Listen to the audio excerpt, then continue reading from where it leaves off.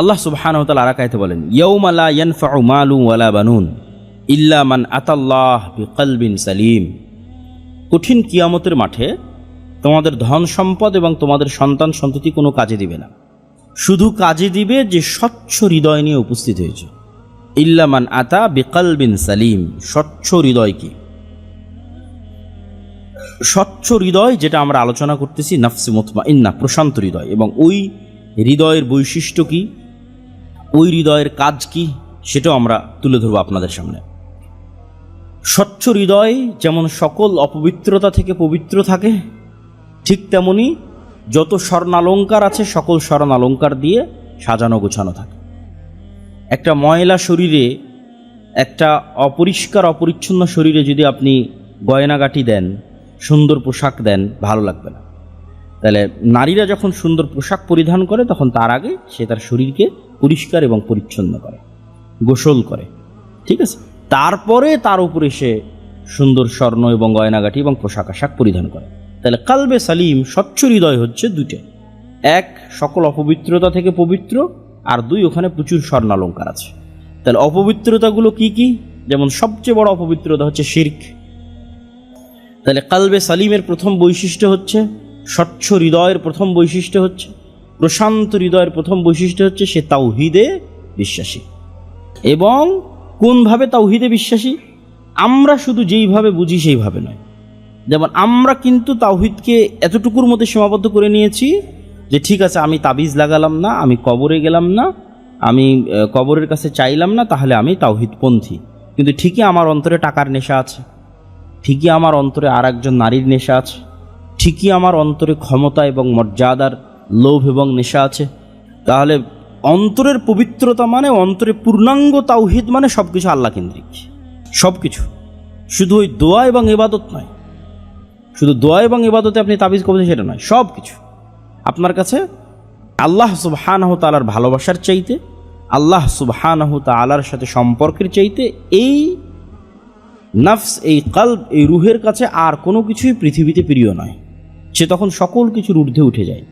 সে দুনিয়ার ক্ষমতার মোহের ঊর্ধ্বে উঠে যায়, দুনিয়ার টাকার মোহের ঊর্ধ্বে উঠে যায়, দুনিয়ার মর্যাদার মোহের ঊর্ধ্বে উঠে যায়, আত্মীয় স্বজন, পাড়া প্রতিবেশী, স্ত্রী পুত্র, তাদের যে ভালোবাসা, সেটার টান, মনের টান, সেটার ঊর্ধ্বে উঠে যায়। আর ইবাদতের ক্ষেত্রে যেটা, সেটা তো বললাম, ওটা তো আমরা সহজেই বুঝি, সেটারও ঊর্ধ্বে উঠে যায়। পরিপূর্ণরূপে এই কালবটা তখন পরিষ্কার, কোনো কিছুর প্রভাব এই কালবে আর নাই, দুনিয়াবি কোনো কিছুর প্রভাব নাই। সে তখন পরিপূর্ণরূপে আল্লাহ সুবহানাহু ওয়া তাআলার জন্য। এবার এর উপরে স্বর্ণালঙ্কার প্রতিষ্ঠিত হবে আমালে সালেহ, তথা তার সালাত, তার সিয়াম, তার জিকির, তার আজকার, এগুলো হচ্ছে তার সুন্দর কাপড় এবং সুন্দর স্বর্ণালঙ্কার, সুন্দর মেকআপ, যেটা দিয়ে সে এই কালবকে আরো সুন্দর করে সাজাবে।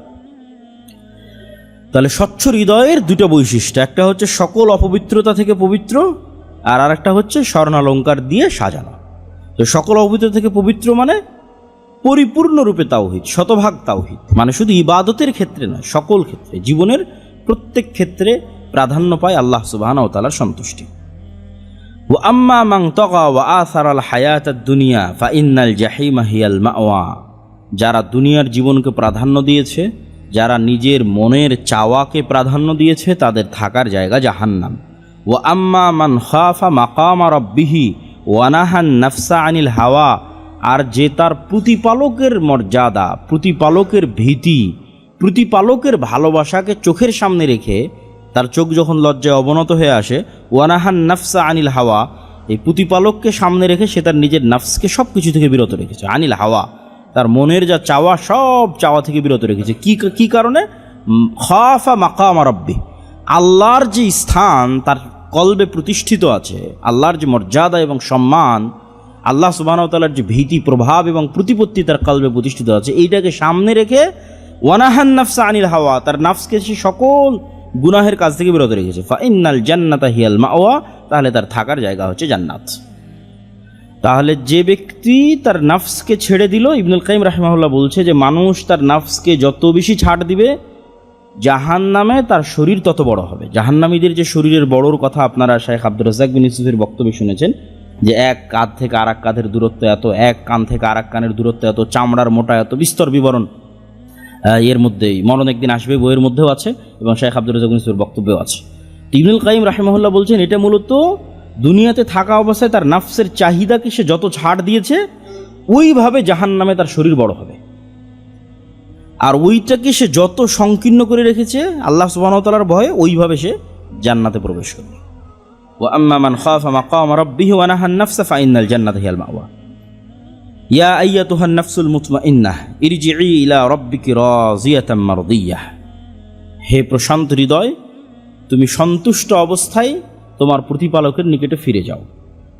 তুমি নিজেও সন্তুষ্ট, তোমার প্রতিপালকও সন্তুষ্ট, উভয়ই সন্তুষ্ট। তাহলে প্রশান্ত হৃদয় এক সেকেন্ডের জন্য আল্লাহর কাছে ফিরে যেতে ভয় পায় না। প্রশান্ত হৃদয় বরং আল্লাহর কাছে ফিরে যাওয়ার জন্য উদ্গ্রীব থাকে। মুসলিম উম্মার পরিচয় হচ্ছে তারা মৃত্যুকে ভালোবাসে, তথা সে 24 ঘন্টা প্রস্তুত রেডি, যে তার না দুনিয়ার কোনো মোহমায়া তার অন্তরে আছে, না টাকা পয়সার মোহমায়া, না স্ত্রী পুত্রের ভালোবাসা। সে আল্লাহ সুবহানাহু ওয়া তাআলার ভালোবাসাকে এত প্রাধান্য দেয় যে সে সবসময় মৃত্যুর জন্য প্রস্তুত থাকে। এই জন্য প্রশান্ত হৃদয় মৃত্যুর সময় ছটপট করে না।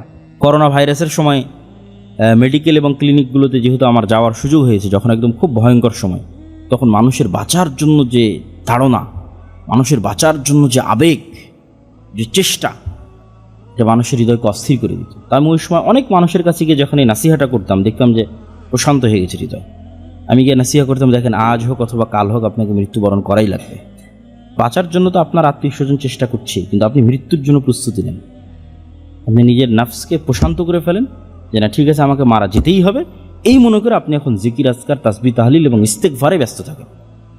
মৃত্যুটাকে নিশ্চিত জেনে নিয়ে প্রশান্ত হয়ে যান।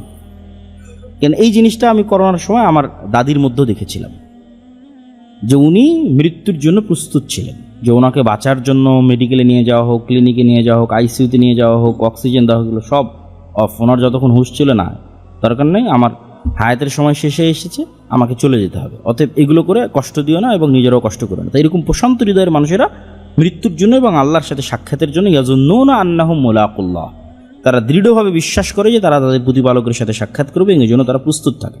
আল্লাহ সুবহানাহু ওয়া তাআলা অন্তরের অসুস্থতার কথা পবিত্র কোরআন মাজিদে বিভিন্ন আয়াতে তুলে ধরেছে। অন্তরের জীবিত এবং মৃত দেখলাম, অন্তরের অসুস্থতার কথা তুলে ধরেছে। ফি কুলুবিহিম মারাদুন ফাযাদাহুমুল্লাহু মারাদা, তাদের অন্তরের রোগ আছে, আর আমি আল্লাহ এই রোগকে, অসুস্থতাকে আরো বাড়িয়ে দিয়েছি। তো অন্তরের এই অসুস্থতা পবিত্র কোরআন মাজিদের সকল আয়াতকে যদি আমরা সামনে রাখি, তাহলে দুই ভাগে ভাগ করা যায়। একটা হচ্ছে নেফাকির অসুস্থতা, আর একটা হচ্ছে অশ্লীলতার অসুস্থতা। যেমন অশ্লীলতার অসুস্থতার কথা আল্লাহ সুবহানাহু ওয়া তাআলা কোরআন মাজিদে বলছেন, ইয়া নিসা আন-নাবিয়্যি লাস্তুন্না কাআহাদিম মিনান নিসা ইনিত্তাকাইতুন্না ফালা তাখদা'না বিল কওল ফায়াতমাআল্লাযী ফি কলবিহি মারাদ। হে নবীর স্ত্রীরা, হে মুমিনের মায়েরা, আপনারা যখন মানুষদের সাথে কথা বলবেন তখন আপনাদের কণ্ঠকে নরম করিয়েন না। কেন আপনাদের কণ্ঠকে যদি নরম করেন, তাহলে যাদের অন্তরে অসুস্থতা আছে তাদের অসুস্থতা আরও বেড়ে যাবে।